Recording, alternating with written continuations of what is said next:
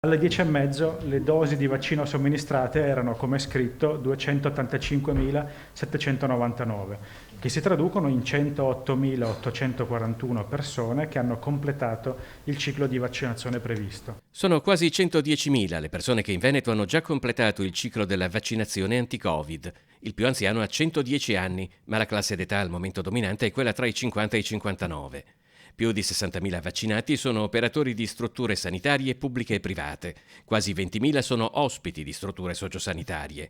Sabato mattina inoltre sono arrivate le ipotesi di fornitura dei vaccini in Veneto per tutto il mese di marzo. Per quanto riguarda Pfizer, le forniture cominciano a essere abbastanza interessanti perché dal 1 marzo abbiamo a salire 52.000 dosi abbondanti e poi si stabilizza per ogni settimana su 56.160 dosi. Entro marzo inoltre è previsto l'arrivo complessivo di 273.500 dosi di AstraZeneca e 109.900 dosi di Moderna, previsioni di fornitura che permettono di pianificare la campagna vaccinale su basi solide. C'è qualche reazione locale, la febbre è una delle reazioni più attese e più frequenti anche dopo un qualsiasi vaccino, soprattutto nelle 48 ore.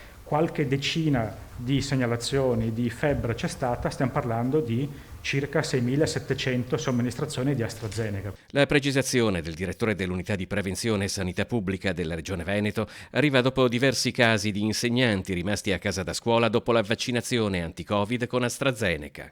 Sono effetti attesi di qualunque vaccinazione. Con AstraZeneca lo stiamo usando da sabato. Ci vuole anche un arco temporale di osservazione maggiore per vedere anche l'impatto di questi effetti, ma che comunque sono effetti attesi.